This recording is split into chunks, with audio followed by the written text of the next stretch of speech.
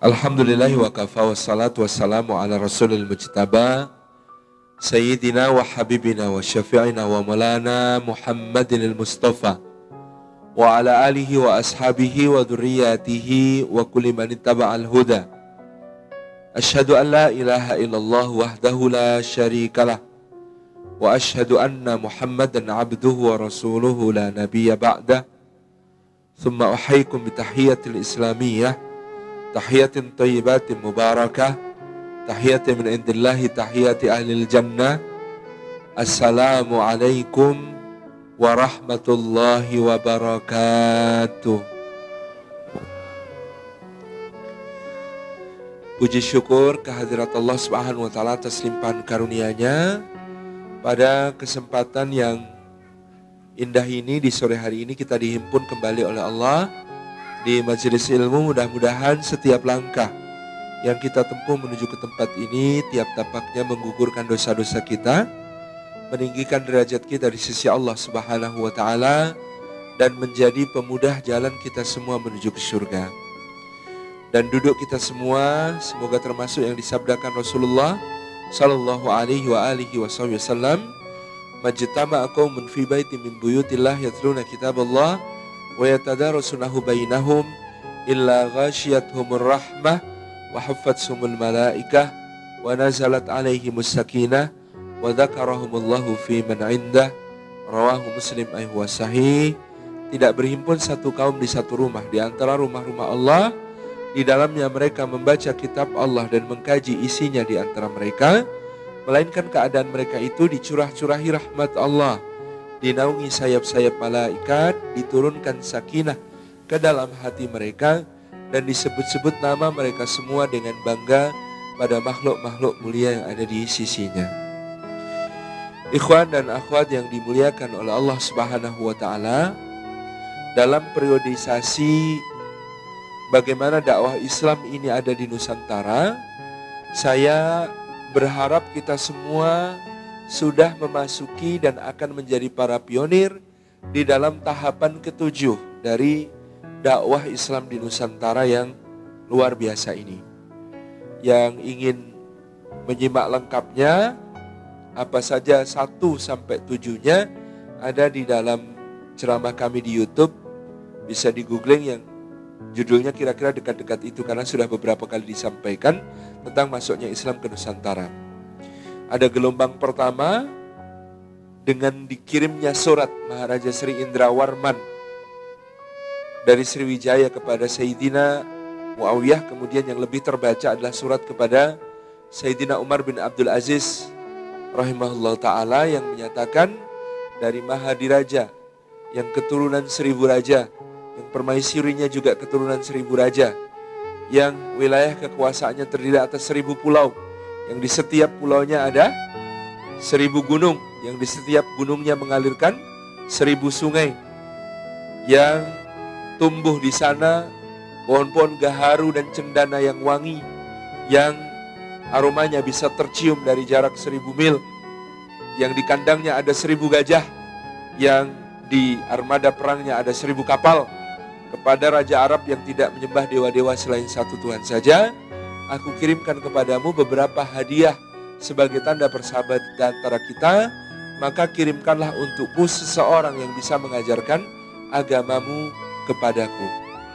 Singkat cerita, surat ini berbalas, Umar bin Abdul Aziz bukan cuma mengirimkan seorang mu'alim, tapi juga 2 orang jariyah, budak perempuan, yang satu berkulit hitam, yang satu berkulit putih. Dengan inilah kita bisa mengkonfirmasi surat yang dicantumlah oleh Ibnu Abdirrabbih Al-Andalusi dalam Al-Iqdul Farid, dan surat yang masih ada di sebuah museum di Inggris ini, yang kemudian terkonfirmasi dalam kronik dinasti Tang di Cina, yakni bahwa Maharaja Silifosi adalah penyebutan Tiongkok untuk Sriwijaya, mengirimkan seorang budak berkulit hitam yang merupakan hadiah Raja Arab kepada Kaisar Wu Zetian dari dinasti Tang, kaisar perempuan Wu Zetian dari dinasti Tang. Jadi kronik ini mengkonfirmasi keabsahan cerita bahwa surat dari Maharaja Sri Indrawarman diterima dengan baik oleh Umar bin Abdul Aziz dan berbalas. Meskipun kemudian terjadi kudeta, gitu ya, Sailendra Vamsa yang memerintah kemudian didukung oleh dinasti Tang di Cina mengkudeta dinasti Dapuntahyang Sriwijayanaga, keluarga dari Maharaja Indrawarman, sehingga kekuasaan beralih ke keluarga Buddha yang sangat kuat, bukan cuma di Sumatera, bahkan juga di Jawa. Mereka juga melakukan kudeta pada keluarga Hindu yang disebut sebagai Sanjaya Wamsa atau Wangsa Sanjaya, sehingga Sailendra Wangsa berkuasa di Jawa dan Sumatera. Termasuk monumennya di Jawa membangun Borobudur seperti yang kita saksikan sekarang. Kemudian gelombang kedua adalah para sahadat sejak masa Ahmad bin Isa al-Muhajir yang berhijrah dari Baghdad ke Hadramaut. Kemudian cicit beliau Alwi yang kemudian anak keturunannya menyebar ke arah timur, ke berbagai arah. Sebagian mereka kemudian sampai ke Nusantara. Kemudian keluarga ini yang kemudian disebut sebagai Ba'alawi menjadi tokoh-tokoh dakwah di Nusantara, termasuk di antara mereka diambil menantu oleh para raja Nusantara. Kemudian gelombang ketiga, gelombang para panglima perang yang mengamankan Samudra Ilahi. Samudra Ilahi itu sebutan di dalam referensi-referensi abad pertengahan tentang Samudra Hindia. Sekarang kita menyebutnya Samudra Indonesia atau Samudra Hindia, itu kan klaim-klaiman gitu. Kalau itu sebutannya benar, Samudra Ilahi. Samudranya siapa lagi kalau bukan samudranya Allah. Samudra Ilahi ini kemudian menjadi titik penting karena ketika kaum muslimin berjihad menghadapi pasukan salib maupun pasukan Mongol dari sejak abad ke-11, 12, 13 sampai ke-14, maka kemudian mereka memerlukan kekayaan yang besar untuk membiayai pasukan-pasukan dan jihad fisabilillah. Jalur yang memungkinkan untuk mendapatkannya adalah jalur rempah-rempah yang ada di Samudra Ilahi. Dari Maluku di timur, rempah-rempah itu mengalir ke arah barat melalui Makassar, melewati Jepara, kemudian mampir ke Banten, ke Palembang, kemudian ke Malaka, gitu ya, ke Aceh, ke barat terus gitu ya, melalui berbagai jalur. Ada yang bergabung dengan rempah-rempah India gitu ya, melalui kota yang disebut sebagai Gujarat, kemudian masuk ke daratan melalui Persia, kemudian sampai akhirnya tiba di Konstantinopel. Yang ke barat sama melewati daerah yang kemudian ada pantai Maskat di Oman, kemudian ada pelabuhan Jeddah, ada pelabuhan Aden di Teluk Arab, yang kemudian rempah-rempah ini juga mengalir ke utara, baik melalui jalur darat di kafilah-kafilah unta, maupun kemudian melalui jalur laut di Laut Merah sampai kemudian ke dekat Mesir, dan kemudian mengalir juga ke Konstantinopel. Ya, Konstantinopel menjadi pasar rempah dunia yang bertahan selama berabad-abad, dan di situ meskipun masih dikuasai oleh Kekaisaran Romawi Timur, tetapi jalur rempah-rempah di selatan, di Samudra Ilahi, diamankan oleh para pelaut muslim, oleh para panglima, yang kemudian mendirikan pangkalan-pangkalan yang kuat di berbagai pelabuhan. Bahkan menurut beberapa sumber sampai pangkalan mereka sampai ke Champa yang ada di Kamboja sekarang. Dan salah satu pangkalan terkuat untuk mengamankan jalur rempah itu adalah apa yang disebut sebagai Sumokrah Bahasai oleh Ibnu Batutah atau Samudra Pasai dalam pelafalan kita. Kata Sumatera dalam pelafalan kita hari ini merujuk kepada penyebutan dari Ibnu Batutah di dalam kitab Ar-Rihlahnya ketika menyebut Samudra Pasai sebagai Sumokrah Bahasai. Sumatera Pasai ini sebuah negeri yang didirikan oleh seorang panglima laksamana yang kemudian mengamankan jalur perdagangan. Kemudian menjadi seorang sultan bernama Malik As-Salih. Teori Senok Hurgrun tentang Gujarat sebagai pusat masuknya Islam ke Nusantara gugur dengan keberadaan Samudra Pasai sendiri, yang oleh Senok dikatakan Islam masuk pada abad ke-13 dengan kerajaan Samudra Pasai karena secara madhab agama berbeda. Itu mayoritas penduduknya bermadhab Hanafi, sementara Samudra Pasai bermadhab Syafi'i, dan gelar-gelar sultan yang dipakai di Samudra Pasai adalah gelar-gelar sultan yang lebih dekat kepada gelar-gelar Mamluki dan Ayyubi. Sultan Malik As-Saleh, di Ayyubi kita kenal ada gitu ya, Al-Malik, Sultan Malik Al-Kamil gitu ya, Sultan Malik ya, anak-anaknya Salahuddin Al-Ayyubi gitu ya, ada Al-Kamil, ada beberapa yang lain. Kemudian juga dalam Mamluk nama-namanya Sultan dan Malik ini digabung, sehingga nama ini di Samudra Pasai sama dengan yang kita temukan di dinasti Ayyubi dan dinasti Mamluk yang keduanya juga bermadzhab Syafi'i.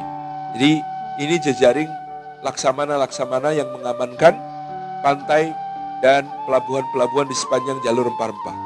Kemudian gelombang keempat adalah yang sudah sangat terkenal dan nanti ada bahkan pembahasannya khusus di YouTube, bisa antum cari dari kami, adalah apa yang kemudian sebagai Wali Songo atau Wali Sana, atau menurut Pak Damar Sasangka Wali Sangha gitu ya.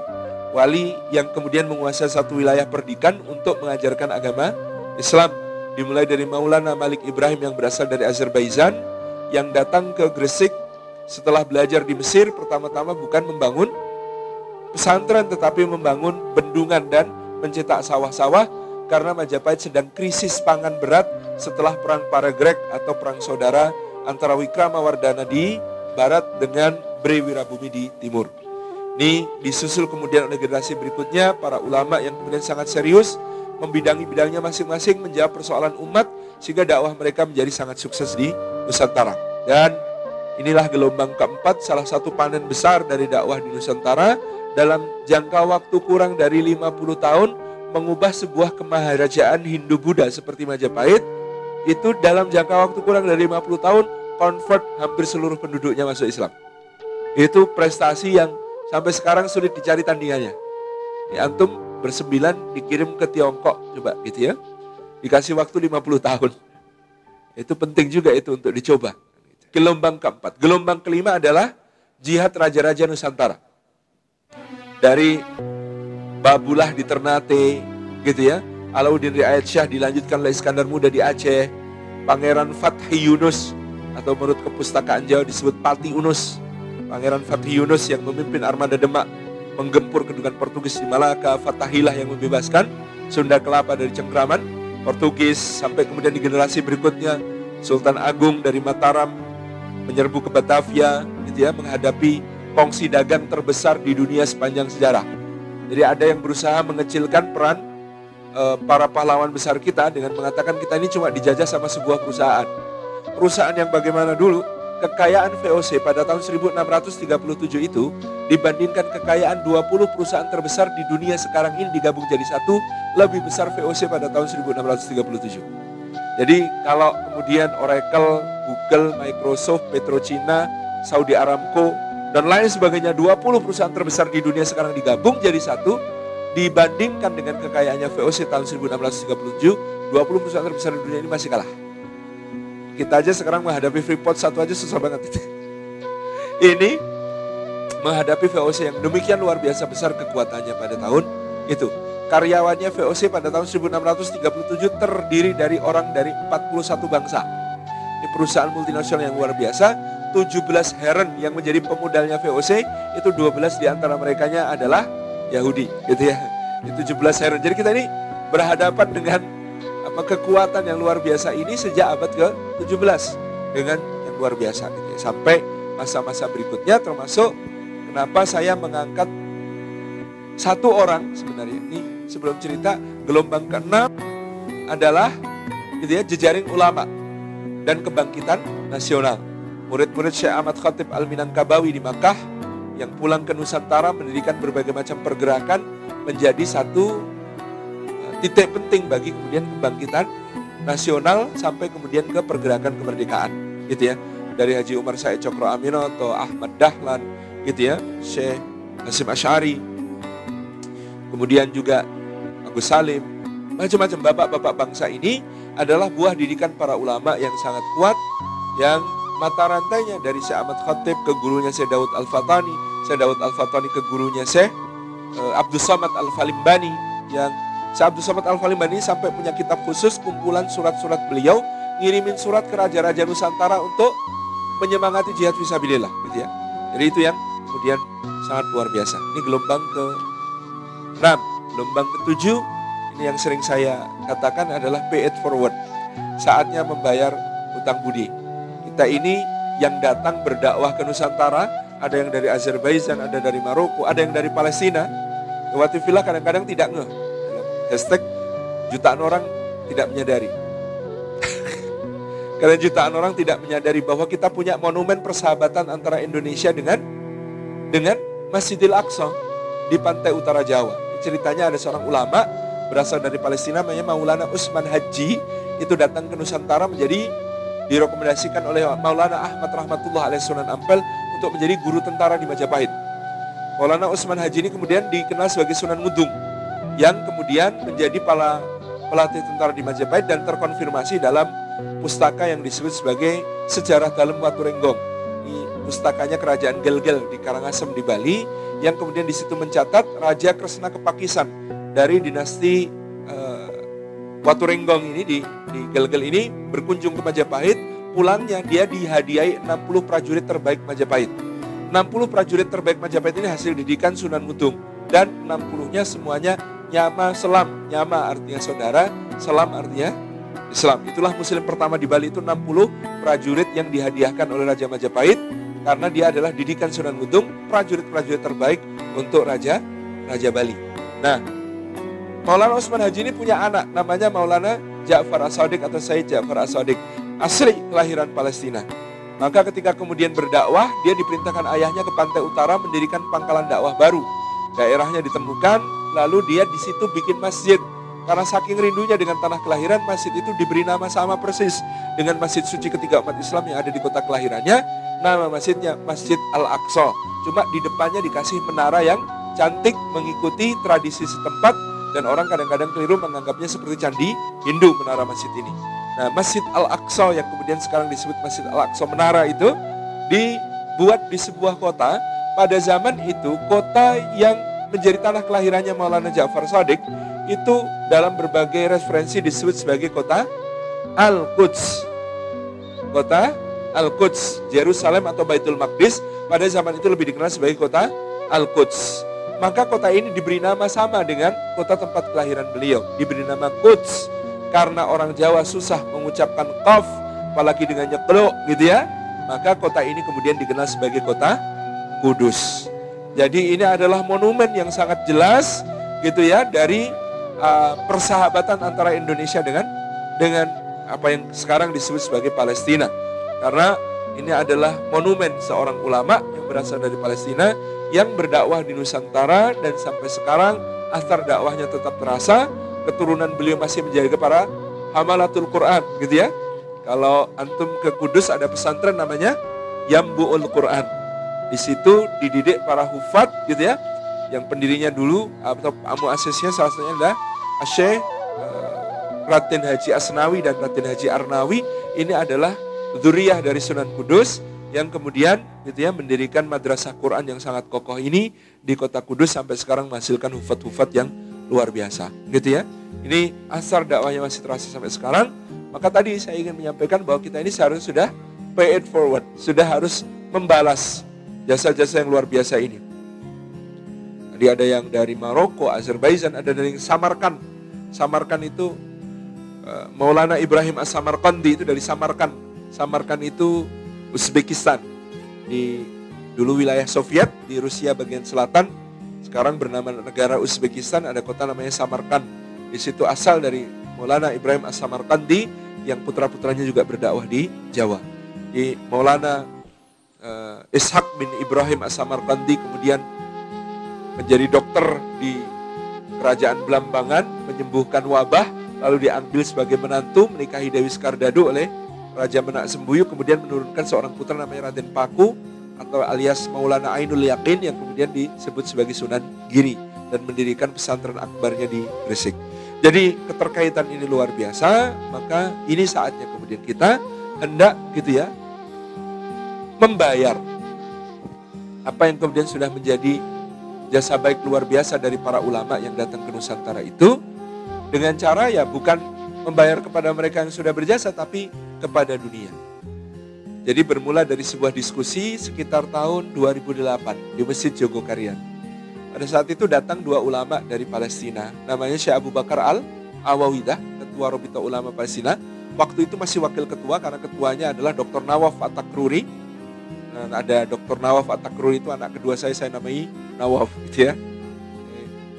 Dr. Nawaf At-Takruri ketuanya, kemudian wakilnya adalah Syekh Dr. Abu Bakar Al-Awidah. Beliau buta karena pernah mengalami siksaan-siksaan yang luar biasa di penjara Israel. Dan Syekh Abu Bakar Al-Awidah ini sudah divonis oleh pengadilan Zionis gitu ya. Vonis untuk beliau itu penjara 2.400 tahun. Gitu ya. Syekh Ahmad Yasin itu penjara 4.800 tahun. Vonisnya itu ya karena memang geblek ya nggak masuk akal kan.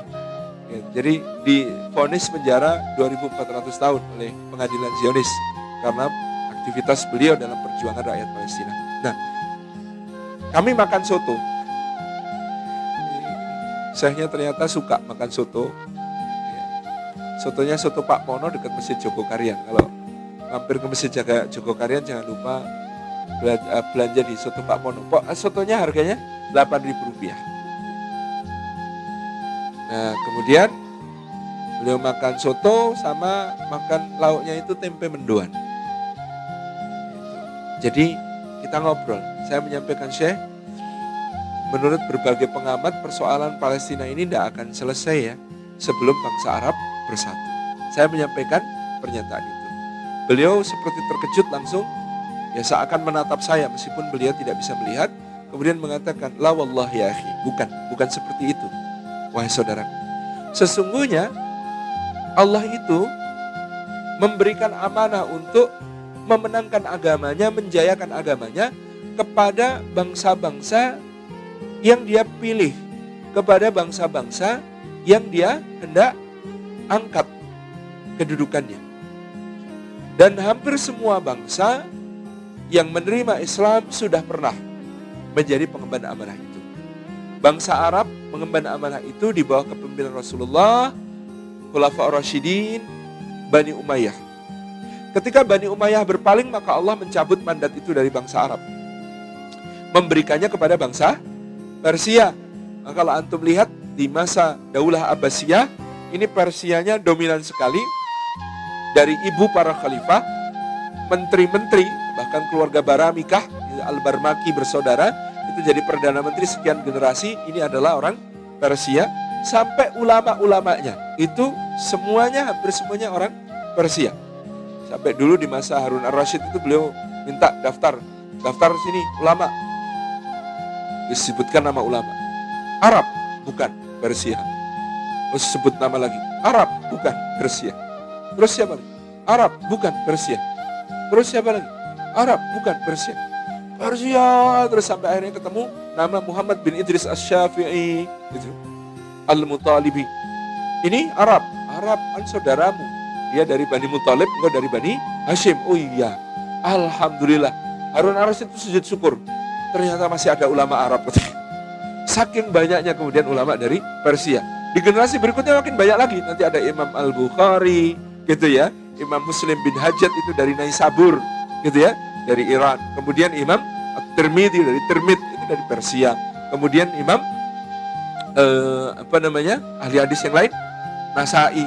Kemudian ada Imam ya hampir semua nama kotanya itu nama kota-kota di Persia. Jadi sekian lama bangsa Persia mengemban amanah. Lalu mereka berpaling, maka Allah cabut mandatnya. Ketika Allah cabut mandatnya, Allah berikan kepada orang Kurdi, namanya Salahuddin Al-Ayyubi dan anak-anaknya.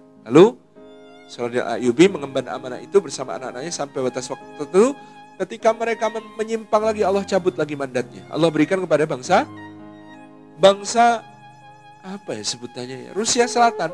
Karena orang-orang Mamluk ini budak-budak dari Rusia Selatan, budak-budak dari padang pasir yang kemudian dia menjadi budak di Mesir, kemudian mendirikan persekutuan untuk berkuasa. Ini namanya dinasti Mamluk. Maka di Mamluk itu tidak turun-temurun. Kekuasaan itu dipergilirkan di antara anggota Dewan para budak. Dewan para budak. Dari kemudian yang pertama Saifuddin Mudzaffar, Kutus. Namanya saja Kutus. Ini jelas bukan orang Arab. Ini nama dari stepa di Asia Dalam, gitu ya, di Asia Utara. Kemudian digantikan oleh Ruknuddin Baibars. Namanya saja Baibars. Jelas bukan orang Arab, bukan orang Persia, tapi dari suku di tengah Asia Dalam. Kemudian ada Baibars, kemudian ada Qalawun, kemudian ada, gitu ya. Banyak sekali nama-nama yang kemudian sangat kemudian menarik karena mereka berasal dari Asia Dalam. Selesai mereka, di India juga ada amanah untuk orang-orang Mughal gitu ya. Mughal ini sebutan Arab untuk Mongol sebenarnya karena mereka keturunan dari timur. Timur Leng atau Tamerlane kalau bahasa Inggrisnya, yang kemudian adalah juga keturunan dari Genghis Khan. Nah, kemudian ketika mereka menyimpang, Allah Subhanahu wa taala cabut mandatnya, Allah berikan kepada bangsa Turki, Muhammad Al-Fatih dan keturunannya. Baru jadi khalifah. Siapa khalifah pertama Daulah Turki Utsmaniyah? Siapa? Ada yang tahu? Utsman Ertuğrul pendiri, tapi bukan khalifah. Dia masih seorang ghazi, panglima perang. Muhammad Al-Fatih Sultan Ghazi, tapi belum jadi khalifah. Siapa khalifahnya? Salim. Salim ini cucunya Muhammad Al-Fatih. Salim bin Bayazid bin Muhammad bin Murad bin Bayazid. Nah, balik lagi namanya gitu kan.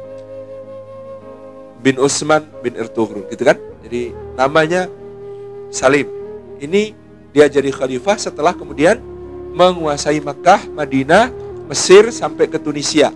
Jadi itu diambil alih dari kekuasaan Mamluk yang khalifahnya pada saat itu masih Khalifah Abbasiyah yang ditahtakan sebagai bonekanya Mamluk.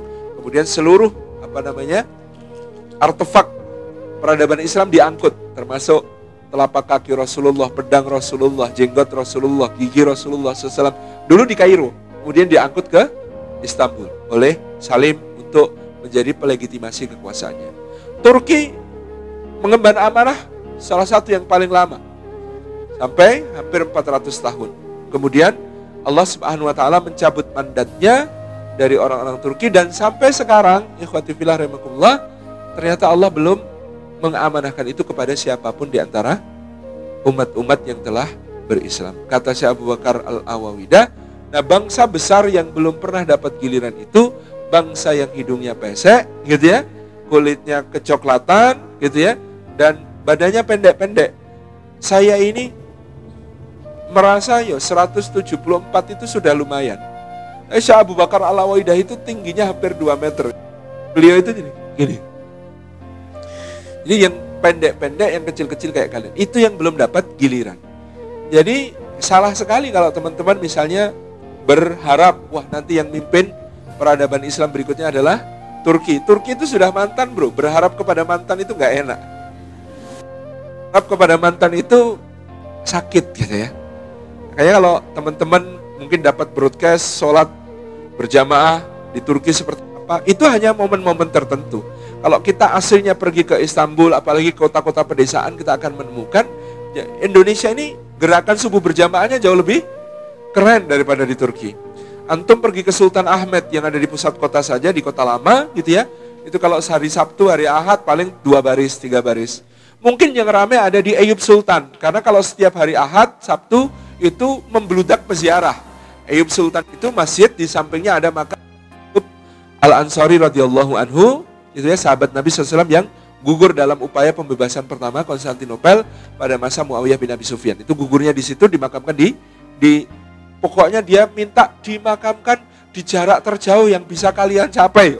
Dia wasiat sama orang-orang yang kemudian akan memakamkannya, makamkan di jarak terjauh yang bisa kalian capai di Konstantinopel. Dan ternyata alhamdulillah sekarang itu ada di dalam kota Istanbul. Nah, masjidnya namanya Masjid Eyüp Sultan karena dulu dibangun oleh sultan yang bernama Ayub dari Daulah Utsmaniyah.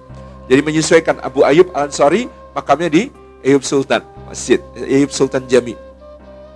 Suasana di Eyüp Sultan itu kayak suasana ziarah wali-wali. Nahdien banget gitu. Suasananya itu banyak zikir-zikir, suasana itu banyak kemudian istighosah, suasananya banyak kemudian suasananya Eyüp Sultan begitu. Satu masjid lagi yang perlu disebut di Istanbul adalah Fatih. Fatih ini terletak di distrik Fatih, yang kemudian distrik Fatih ini, teman-teman insya Allah, di situ pusat kantor berbagai organisasinya Turki yang nunggu perjanjian internasional, termasuk gitu ya, Insani Yardım Vakfı, IHH yang beroperasi di 135 negara, itu kantornya di situ kayak satu blok sendiri, itu satu RT sendiri, itu kantornya IHH di situ gitu ya. Kemudian suasananya Masjid Fatih itu kayak suasana Masjid Muhammadiyah gitu ya. Enggak banyak dikir-dikir rame-rame, tapi banyak orang rapat, musyawarah gitu ya, menyusun rencana-rencana dakwah gitulah anak-anak muda gitu. Itu Masjid Fatih, suasana begitu. Nanti mudah-mudahan semuanya berkesempatan untuk berkunjung ke sana. Kita ke sana tuh belajar. Yang namanya calon harus banyak belajar kepada mantan, gitu ya. Supaya tidak mengulangi kesalahan yang sama kan gitu. Jadi calon itu harus banyak belajar kepada mantan. Nah, ini cerita panjang ini apa hubungannya dengan tema kita Sang Pangeran Janisari terakhir? Inilah gitu ya upaya saya, gitu, ikhtiar saya untuk membangun kesadaran kaum muslimin Nusantara seperti amanah Syekh Abu Bakar Al-Wahidah tadi, bahwa barangkali yang ditunggu-tunggu itu kita. Karena beliau mengatakan juga, dikuatkan oleh Dr. Nawaf Takruri ketika kami ketemu Istanbul 2 tahun yang lalu, Dr. Nawaf Takruri mengatakan Al-Aqsa bintidharil Aqsa. Yang namanya Al-Aqsa itu selalu menunggu Al-Aqsa. Al-Aqsa itu artinya Al-Aqsa itu artinya Al-Abad. Kalau jauh, ba'id. Sama dengan Qasi, artinya jauh. Al-Aqsa berarti Al-Abad, yang lebih jauh. Masjidil Aqsa, ada masjid yang lebih jauh. Subhanallah asra bi 'abdihi lailan minal masjidil harami ilal masjidil aqsa alladzi barakna haulah. Allah Maha Suci, Dia yang memperjalankan hambanya yaitu Muhammad SAW pada suatu malam dari Masjidil Haram ke Masjidil Aqsa, ke masjid yang lebih jauh. Kalau ada masjid yang lebih jauh berarti ada masjid yang jauh. Kalau perbandingan itu harus senilai. Jauh lebih jauh, jangan jauh lebih dekat. Enggak, jauh itu dengan pasangannya dengan lebih jauh. Lebih jauh berarti ada yang masjid yang jauh. Sebagian ulama menafsirkan surah Al-Isra ayat 1 ini sekaligus adalah berita gembira, bisyarah tentang masjid suci kedua, Masjid Nabawi. Kenapa masjid yang dituju diberi nama Masjid Al-Aqsa, masjid yang lebih jauh? Karena pasti ada Masjid Al-Qasi, masjid yang jauh. Ya, masjid yang jauh dari Mekah itu adalah Masjid Nabawi, yang lebih jauh adalah Masjidil Aqsa. Begitu. Nah, kemudian ikhwati fillah rahimakumullah, ini Al-Aqsa bintidharil Aqsa. Al-Aqsa itu selalu menunggu kepada Al-Aqsa. Kalau tadi Al-Aqsa artinya yang lebih jauh, maka pembebas Al-Aqsa itu catatan sejarahnya selalu lebih jauh. Satu, siapa yang membebaskan Al-Aqsa pertama kali? Dari penjajahan. Namanya muridnya Musa alaihissalam, namanya Yusha bin Nun, Joshua, tapi bukan yang diobok-obok. Gitu ya. Yusha bin Nun atau dalam Bible disebut sebagai Joshua, itulah pembebas pertama Masjidil Aqsa. Ketika kemudian diperintahkan tadi ayatnya itu ya, diperintahkan untuk masuk ke Ardhul Muqaddasah di zaman Musa, mereka menolak. Gitu ya, mereka mengatakan idhab anta wa rabbuka faqatila inna hauna qa'idun. Berangkatlah kamu berdua hai Musa bersama Tuhanmu, berperanglah kalian berdua, kami duduk-duduk nunggu di sini. Itu kan akhirnya kemudian mereka dihukum oleh Allah yatihuna, mereka cuma keliling-keliling enggak jelas selama 40 tahun di sekitar daerah yang sekarang disebut sebagai Gurun Sinai. Gurun Sinai mau ke Masjidil Aqsa sudah jauh apa dekat? Dekat. Tapi cuma muter-muter di situ enggak karu-karuan. Sampai akhirnya Allah membangkitkan Yusya untuk menjadi pemimpin, dan Yusya ini adalah santrinya Musa yang mendampingi beliau pada saat Musa di surah Al-Kahfi pergi berguru kepada hamba Allah yang mulia yaitu Khidir alaihissalam. Gitu ya. Yusya kemudian menjadi pemimpin pembebasan Masjidil Aqsa. Didatangkan dari mana? Didatangkan dari perbudakannya di Mesir. Generasi kedua, pembebasan Masjidil Aqsa didatangkan Allah dari Makkah dan Madinah. Namanya Abu Ubaidah bin Al-Jarrah, pemimpinnya dan khalifahnya yang menerima kunci namanya Umar bin Khattab radhiyallahu anhu. Jadi Abu Ubaidah bin Al-Jarrah dan Umar bin Khattab didatangkan Allah dari tempat yang kira-kira dibandingkan jarak Mesir Masjidil Aqsa, jarak Madinah dan Mekah Masjidil Aqsa lebih jauh apa lebih dekat? Jauh, makin jauh berarti ya, didatangkan dari jauh. Kesempatan ketiga, pembebasannya Masjidil Aqsa dipimpin oleh siapa? Setelah pasukan salib? Salahuddin Al-Ayyubi. Orang mana Salahuddin Al-Ayyubi ini? Orang Kurdi. Asalnya dari mana? Kirkuk, Irak bagian timur laut. Jauh sekali. Itu lebih jauh dari jarak ke Makkah dan Madinah. Berarti makin jauh. Next generation, selain pasukan salib, ada yang hendak mengancam Masjidil Aqsa. Mereka adalah pasukannya Mongol, yang ketika itu kemudian sudah sampai di daerah yang hari ini disebut sebagai Irak. Hancur Baghdad gitu ya. Tigris menjadi merah hitam karena darah dan tinta-tinta buku. Coba bayangkan gitu ya. Berapa perpustakaan Baghdad dan koleksinya yang kemudian dibuang ke Sungai Tigris, itu kan kehilangan besar bagi peradaban. Jadi kalau dibunuh itu masih ada yang akan lahir. Kalau dirampas hartanya masih bisa dicari namanya harta. Tapi pustaka itu produk ilmu pengetahuan luar biasa. Jadi kita baru ngeh kenapa kemudian peradaban Jawa itu decline-nya luar biasa itu sejak tahun 1812. Apa yang terjadi pada tahun 1812 itu adalah penyerbuan Raffles ke Keraton Yogyakarta. Mengerahkan 40.000 serdadu dipimpin oleh Kolonel Robert Rollo Gillespie. Menyerbu keratonnya Sultan Hamengkubuwono II, putranya Sultan Hamengkubuwono I, pendiri Kesultanan. Yang kemudian pada tahun 1812 itu ternyata yang ada di British Library saja, artinya itu yang diserahkan resmi. Si pribadi-pribadi ya, yang dikoleksi pribadi-pribadi Raffles, pribadi Gillespie, pribadi Lord Minto, Gubernur Jenderal Inggris di India, itu kan banyak sekali. Itu yang di British Library saja ada 7.000 judul buku hasil dari rampasan di Keraton Yogyakarta tahun 1812. Termasuk yang dirampas di situ di tahun 1912 itu ada satu manuskrip yang disebut oleh Bu Annabel Gallop, akunnya di Twitter namanya @blmalai, itu namanya Bu Annabel Gallop, beliau seorang kurator museum British Library untuk naskah-naskah dari Asia Tenggara. Ya, Bu Annabel Gallop mengatakan ini naskah tertebal yang ada di koleksi British Museum dari Asia Tenggara. Tebalnya kira-kira 3.500 halaman. Dijilid jadi satu. Isinya apa? Serat Menak Amir Hamzah, kisah kepahlawanan Sayyidina Hamzah bin Abdul Muthalib, paman Rasulullah SAW. Ditulis di situ di pengantarnya oleh penulisnya, dipersembahkan kepada Ratu Ageng Permaisuri Sultan Hamengkubuwono I. Siapa Ratu Ageng Permaisuri Sultan Hamengkubuwono I?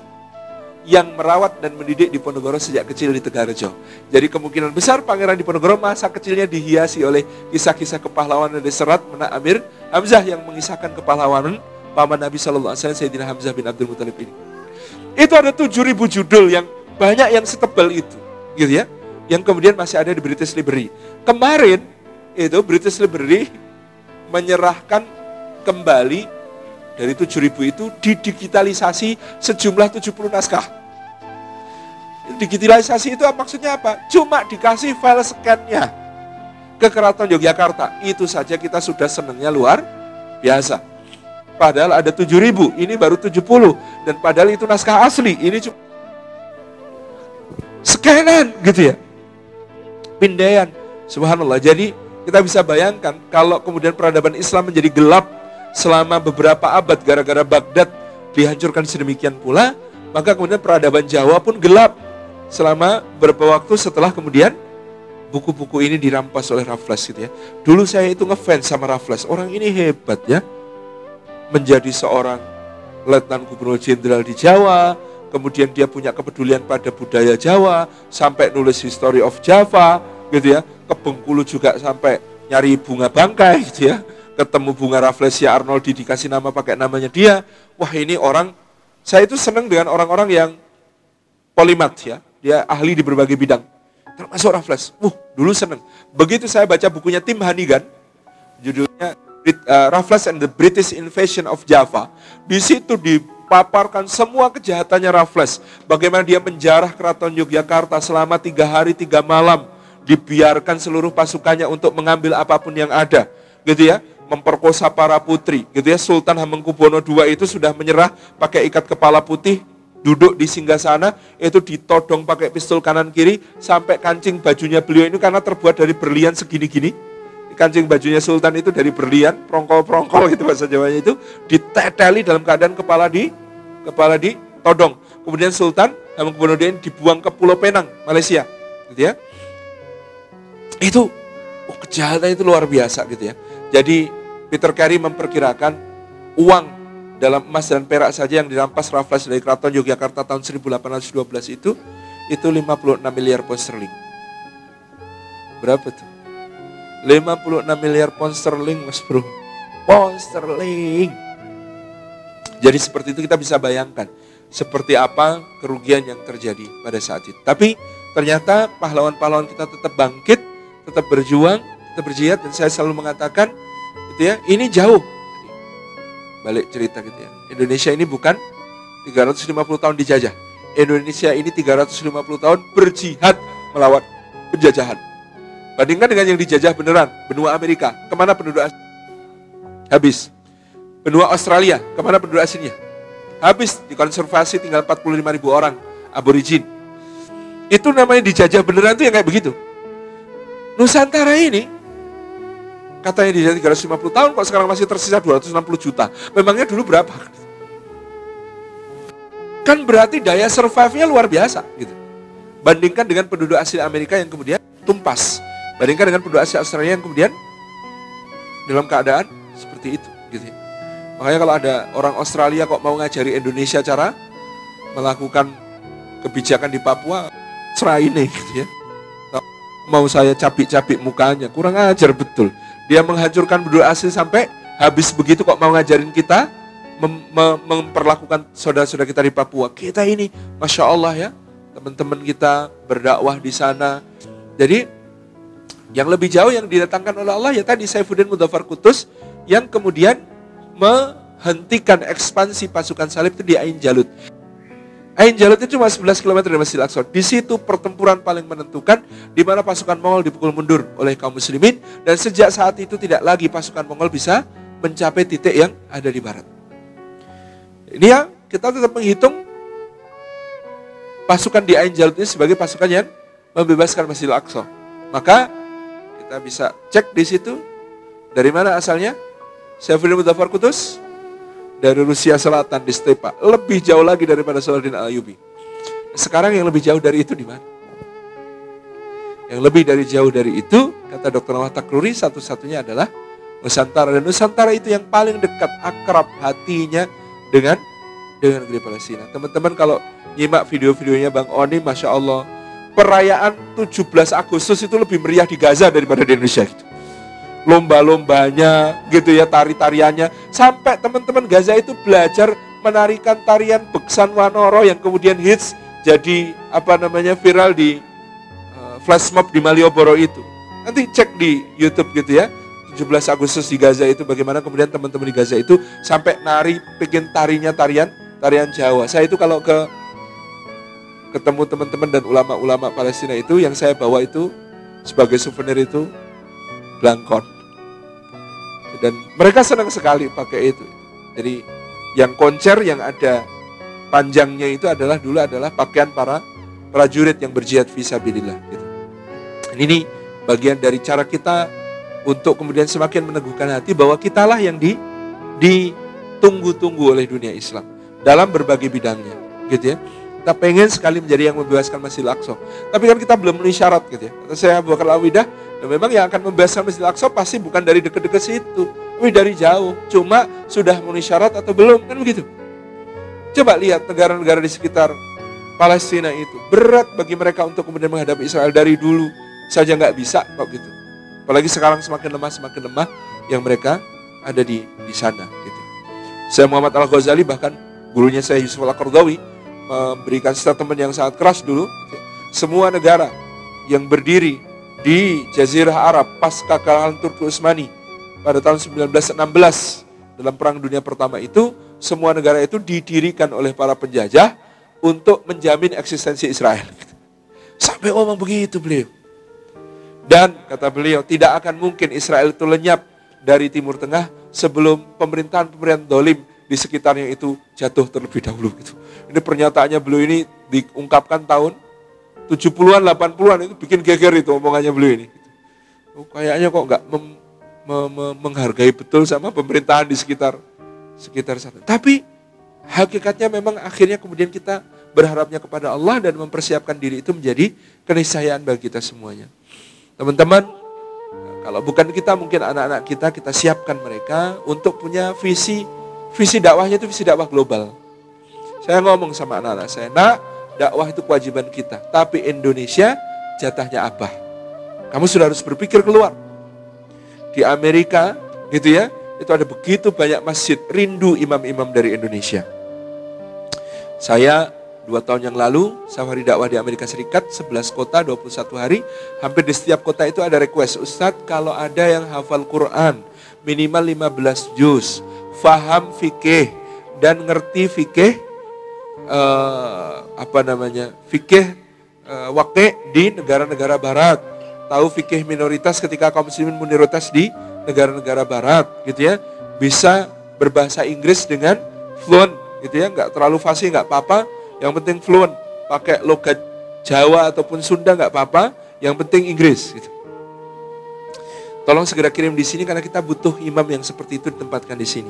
Kalau perlu dia pakai visa belajar, kita carikan belajar S2-nya di sini, kita tanggung kafalahnya, kita tanggung gajinya, gitu ya. Sampai seperti itu. Karena memang teman-teman menghadapi masalah yang luar biasa di berbagai kota itu, di komunitas muslim antar negara. Misalnya, kalau yang imami orang Saudi, orang Suriah dan orang Mesir nggak mau jadi makmum. Kalau yang imami orang Mesir, orang Saudi nggak mau jadi makmum. Kalau yang imami orang India, Pakistan dan Bangladesh nggak mau jadi makmum. Kalau yang imami orang Bangladesh, lebih-lebih lagi India dan Pakistan nggak mau jadi makmum. Tapi kalau yang imami orang Indonesia, apalagi yang bacaannya bagus gitu ya, suaranya merdu, akhlaknya baik, lembut, Masya Allah, favorit.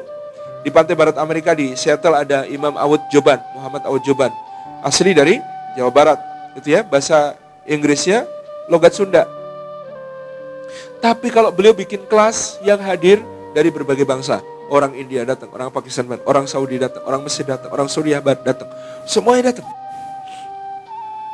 Orang yang asli Amerika bule-bule datang, enggak asli sih, pendatang. Orang pendatang Amerika yang bule-bule datang. Terus saya pernah tanya ke salah satu, kenapa lebih memilih hadir di majelisnya Imam Joban? Imam Joban is the best. Indonesia is the best. Dia bisa memahami berbagai persoalan kami, mau mendengarkan, tidak langsung ngejat. Kalau memberi fatwa, beliau memberikan fatwa yang kemudian sangat tepat untuk kami amalkan, kami laksanakan. Executable banget gitu. Itu jawabannya. Di Pantai Timur, di Jamaica Muslim Center di New York ada Muhammad Samsi Ali, orang Kajang, Sulawesi Selatan. Gitu kan? Jadi imam di Jamaica Muslim Center, itu masjidnya orang-orang India, Pakistan, Bangladesh. Jangan dikira itu masjidnya orang Indonesia, enggak. Masjid orang Indonesia namanya Al-Hikmah, gitu ya. Itu imamnya ada lagi, beda lagi, gitu ya. Dan di Jamaica Muslim Center, Imam Samsi itu relasinya ya dengan wali kota, dengan anggota senat, dengan anggota DPR dan sebagainya. Sangat kuat gitu ya, bikin forum, bikin kelas Islam for All setiap akhir pekan, hampir setiap pekan ada yang bersyahadat dibimbing beliau. Karena berdiskusi dengan beliau. Kita perlu banyak yang kayak begini. Di Washington ada Imam Fahmi Zubir, yang kemudian juga memimpin Imam Center di masjidnya Muslimin Indonesia di Washington, namanya Imam Center.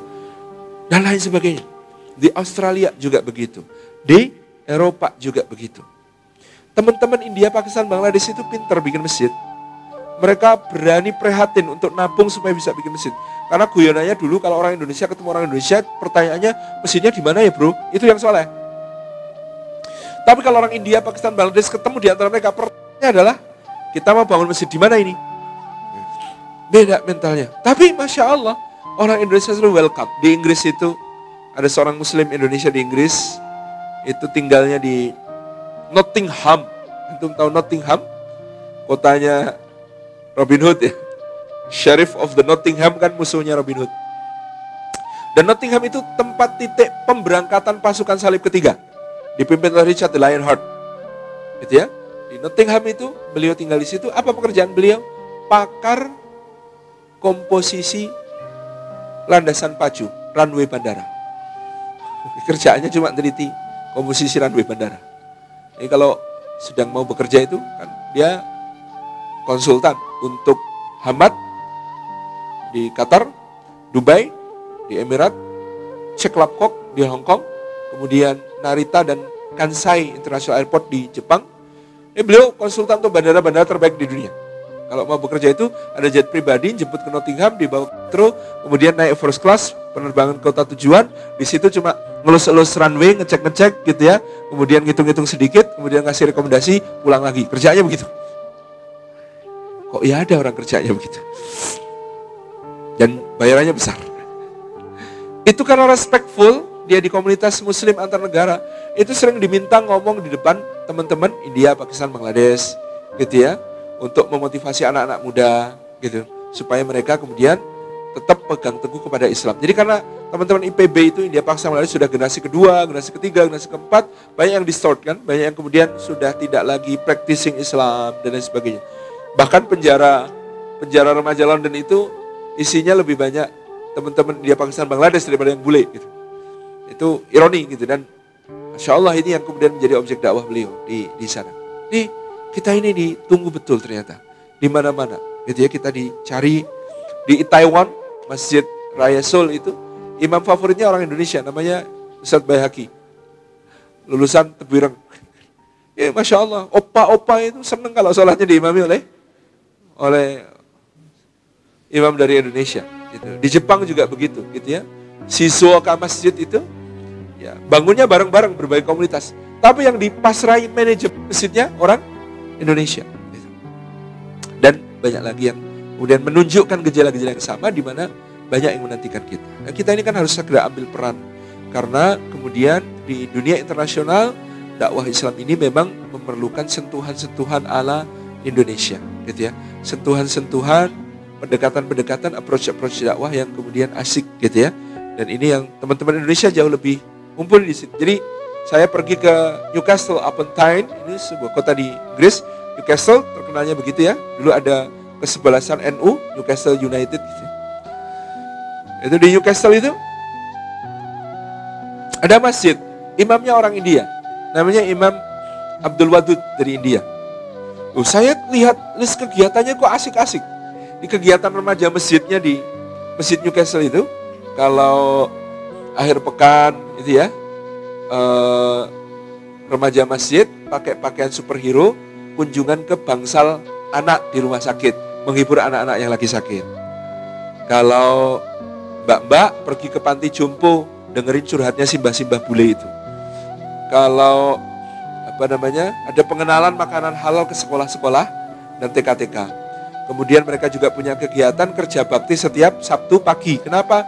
Karena Jumat malam adalah hari mabuk nasional di Inggris. Sampai petugas kebersihan pun mabuk. Jadi Sabtu pagi itu hari paling berantakan di seluruh Inggris. Karena semua petugas itu mabuk. Maka kemudian mereka setiap Sabtu pagi kerja bakti di sudut-sudut kota. Donor darah dari muslimin itu paling disukai karena darahnya bersih, tidak pakai narkoba, tidak nyuntik, tidak tato, gitu ya, tidak HIV/AIDS, jelas, gitu ya. Itu jadi darah biru di kalangan donor Inggris itu darah muslim, gitu ya. Sampai dapat penghargaan dari lembaga Palang Merah Inggris, gitu. Kemudian kegiatannya di masjid itu disediakan berbagai macam alat olahraga, disediakan sanggar untuk remaja, gitu ya. Ada tempat-tempat untuk belajar dan berbagai macam hal, gitu ya. Kegiatan bela diri. Pokoknya ini masjid kok keren banget ini program-program dakwah. Saya tanya ke Imam Abdul Wadud, kok keren kenapa? Loh, kan yang ngurusi bagian dakwah kreatifnya orang Indonesia. Siapa namanya? Namanya Pak Abram Perdana. Lah kakak kelas saya.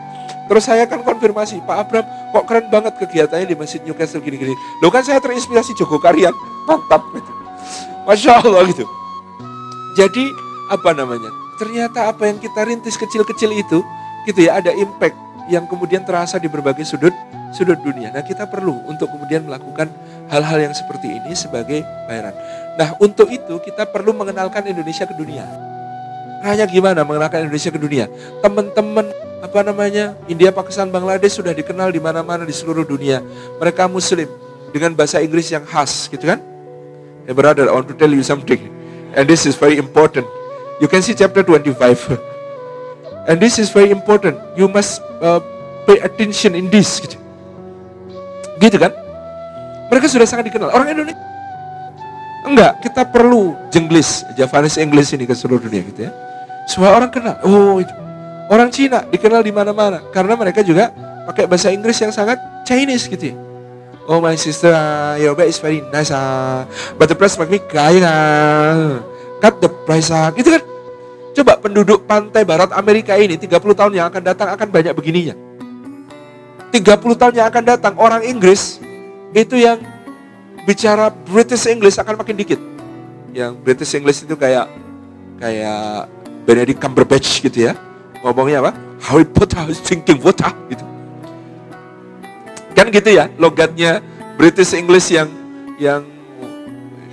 yang kuat sekali kayak begitu. Ini akan tergusur oleh I want to tell you something tadi. Gitu. Orang Jerman 30 tahun yang akan datang mungkin lebih banyak yang kayak Mesut Ozil daripada yang kayak Angela Merkel. Orang Prancis 30 tahun yang akan datang mungkin akan lebih banyak yang seperti Karim Benzema, bukan yang seperti Emmanuel Macron. Gitu kan? Di mana orang Indonesia? Gitu ya. Di mana kita berperan? Sementara banyak sekali kami di Swiss, di Lausanne 3 tahun yang lalu saya juga ngisi daurah untuk teman-teman di Eropa, sama teman-teman Swiss, teman-teman Jerman, Ustadz yang bisa bahasa Jerman, yang bisa bahasa Prancis, kirim sinilah jadi imam di sini. Seneng mereka di sini gitu. Masya Allah. Waktunya habis. Intinya Pangeran Diponegoro ini, Sang Pangeran dan Janisari terakhir ini, buku ini disusun untuk satu, membangkitkan kesadaran kita untuk menjadi generasi berikutnya yang memegang kunci-kunci dan kebangkitan peradaban Islam.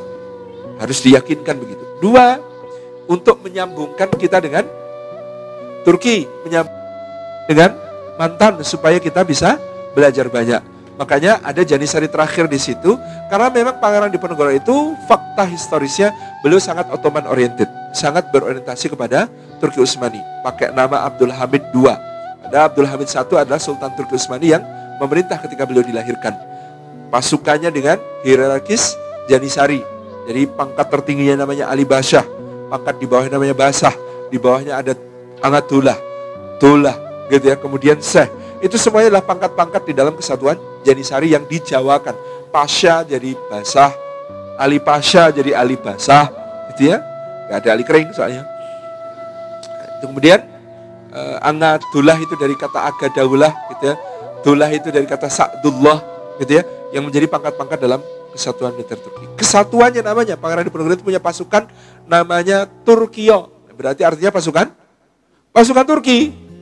Ada pasukan namanya Arkio, itu artinya pasukan, ada Arabnya di situ. Kemudian ada pasukan namanya Bulkio, itu dari kata Boluk. Boluk itu kesatuan kavaleri ringan. Bulkio, Boluk jadi Bulkio. Kemudian ada pasukan namanya Borjomuah, Basun Bose. Itu semuanya diambil dari bahasa Turki. Dan Masya Allah beliau menggunakan sebuah stempel bertuliskan identitas beliau berbentuk segi 8. Yang diambil juga dari segi yang banyak dipakai di Turki Utsmani, segi 8 gitu ya. Itu namanya Engkang Sinuhun Kanjeng Sultan Abdul Hamid Herucoko Kabirul Mukminin gitu ya. Khalifatur Rasulillah, bukan Khalifatur Rasulillah. Ya, Khalifatur Rasulillah gitu ya. Senopati Sabilillah Engkang Jumeneng sak tanah Jawi. Nama yang sangat kental dengan pemahaman keagamaan. Dulu orang pakai raja itu pakai gelar Khalifatullah. Secara syar'i, Khalifatullah itu tidak pas gitu ya. Karena Khalifatullah itu dalam hadis disebutkan adalah Adam dan Daud alaihi wassalam. Sementara Khalifatul Rasulullah itu disandang oleh Abu Bakar As-Siddiq. Umar itu dipanggil awalnya Khalifati Rasulullah. Wahai pengganti Rasulullah. Maka kepanjangan. Sehingga kemudian Umar mengatakan panggil saja Amirul Mukminin gitu ya. Panggil saja komandannya orang-orang beriman. Itu aja. Daripada ya Khalifati Rasulillah. Panjang. Nanti Utsman jadi ya Khalifati Rasulillah. Kepanjangan manggilnya enggak selesai. Nih, tujuan kedua membangkitkan hubungan yang sangat kuat ini supaya kita belajar banyak ke sana. Orang-orang Turki itu di mana-mana terutama di negara-negara sub-Jerman itu kuat sekali gitu ya. Di Jerman mereka punya bisnis-bisnis, masjid-masjid, macam-macam. Kita belajar dari itu. Kemudian mereka punya percaya diri tinggi. Orang Turki kan gini. Ya mental 400 tahun memimpin dunia gitu ya. Itu gini. Orang Indonesia itu monggo gini. Nah, kita perlu menularkan keramahan, tapi kita perlu mengambil kegagahan itu gitu kan. Itu kalau akhwat-akhwat punya peluang nikah sama ikhwan Turki, alhamdulillah. Bismillah ya. Ikhwan juga begitu. Nikah sama akhwat Turki yang keturunan Afrika Selatan, ya nggak apa-apa gitu kan. Jangan rasis loh ya. Mereka mulia di sisi Allah Subhanahu wa taala. Nah, itu bangun. Yang ketiga, buku ini kita pengen ngangkat doanya antum kalau kita nanti bisa hitskan di Indonesia, banyak baca, kita mudah-mudahan bisa angkat. Jadi teman-teman di Turki itu sudah siap gitu ya. Ada teman yang kemudian punya akses ke penerbitan di Turki, mereka mengatakan kita siap ini terjemahkan bahasa Turki supaya bisa dibaca oleh orang-orang Turki. Tapi saya bilang sabar dulu, nunggu di Indonesia banyak dibaca dulu. Kalau di Indonesia banyak dibaca, kita punya bergen yang lebih kuat ke teman-teman di Turki untuk diterjemahkan. Gitu ya. Saya juga sudah mencari channel untuk bisa diterbitkan bahasa Inggris, mudah-mudahan nanti bisa terbaca. Ini menjadi misi kita mengenalkan Indonesia. Kenapa yang dipilih di Ponorogo? Tentu saja karena alasan-alasan yang tadi ya, salah satunya adalah kekuatan narasi di Ponorogo ini yang paling kuat, bukan dengan mengecilkan pahlawan-pahlawan yang lain, enggak. Cuman menurut sejarawan kan di Ponorogo ini penendang bola salju kemerdekaan Indonesia. Logikanya gimana? Tanpa mengecilkan peran pahlawan yang lain. Begini, di Ponorogo 1825, 1830 mengobarkan perang. Perangnya di Ponorogo ini membangkrutkan Belanda, bukan cuma Hindia Belanda. Belanda yang waktu itu habis 20-25 juta gulden. Padahal Anda tahu pendapatan Belanda dari negara-negara jajahannya itu per tahun hanya 1-2 juta gulden. 5 tahun berperang ngabisin 20 juta gulden, gimana gak bangkrut, gitu kan? Kemudian Belanda ini, karena bangkrutnya, jadi ada satu negara di Eropa yang merdeka gara-gara di Ponorogo. Punya hutang budi pada Diponegoro. Negara itu namanya Belgia. Karena gara-gara itu Stadtholder Willem Frederik yang kemudian naik tahta menjadi Raja Belanda, Willem I itu tidak bisa mempertahankan Belgia karena negara Kasia kosong dipakai untuk perang di Diponegoro. Sehingga Belgia pun merdeka. Gitu ya. Nah, kebangkrutan ini kemudian diikuti oleh pengiriman gubernur jenderal yang sangat cerdas, jenius, namanya Johannes van den Bosch. Van den Bosch kemudian menginisiasi satu sistem penjajahan baru yang belum dikenal di dunia. Sistem penjajahan baru ini namanya Kulturstelsel, tanah paksa. Jadi dulu kan Belanda itu ketika memerintah jajah, ya apa yang ada diambil gitu ya. Kamu punya kambing tak ambil, kamu punya sawah tak ambil, kamu punya ini tak ambil gitu. Ya apa yang diperlukan diambil. Van den Bosch memetakan seluruh lahan di Jawa dan Sumatera. Kemudian dikasih tanda, ini cocoknya tebu, ini cocoknya nila, ini cocoknya cengkeh, ini cocoknya teh, ini cocoknya kopi, ini cocoknya vanili, ini cocoknya macam-macam. Akhirnya kemudian setelah pemetaan semuanya dipaksa untuk menanam sesuai arahan. Kemudian komoditas ini diekspor ke Eropa dengan harga yang sangat tinggi. Belanda jadi makmur dalam jangka waktu 40 tahun pertama tanam paksa 1830 sampai 1870. Belanda mendapatkan keuntungan dari tanam paksa itu 850 juta gulden. 850 juta gulden. Karena Eropa makmur, Belanda makmur, maka tumbuhlah oposisi. Oposisi mulai mempertanyakan bagaimana keadaan rakyat jajahan yang menanam tanaman yang kita nikmati ini. Kata pemerintah, wong kita saja sebagai distributor kaya kok, apalagi produsennya. Logikanya gitu. Nah, kaum oposisi nggak percaya. Mereka mengirim wartawan-wartawan, peneliti-peneliti, penyelidik untuk menyelidiki keadaan. Ternyata kacau. Jawa, Sumatera dalam kemiskinan yang sangat parah. Akhirnya dilaporkan, maka kemudian melahirkan satu politik baru namanya politik etis. Politik etis itu karena rakyat Jawa, rakyat Sumatera sudah, dan rakyat-rakyat yang lain sudah memberikan kontribusi ekonomi Belanda yang sangat besar, maka mereka harus dibangunkan sekolah, dibangunkan rumah sakit. Akhirnya berdiri rumah sakit sekolah, tapi khusus untuk bangsawan, priai-priai. Minimal, alhamdulillah itu membangun kesadaran nasional. Priai-priai ini merasa betapa mereka hina di sekolah-sekolah itu karena dibedakan pelakuannya dengan orang Belanda. Akhirnya kemudian bangkitlah kesadaran nasional, dari situ menjadi kebangkitan nasional, dari situ menjadi pergerakan kemerdekaan, dari pergerakan kemerdekaan menjadi proklamasi. Jadi gara-garanya Diponegoro dan Van den Bosch, itu intinya yang kemudian menjadi kenapa milih tokoh ini. Tokoh lain insya Allah akan diangkat kemudian, kita kenalkan ke seluruh dunia pahlawan-pahlawan besar kita, jangan hanya menjadi pahlawan nasional, tapi harus jadi pahlawan internasional, gitu ya. Itu yang perlu kita perkenalkan seluruh dunia. Dan ini akan menjadi satu mudah-mudahan penyemangat bagi adik-adik kita, anak-anak kita untuk nanti juga tampil di pentas internasional. Jazakallahu khairan. Assalamualaikum warahmatullahi wabarakatuh.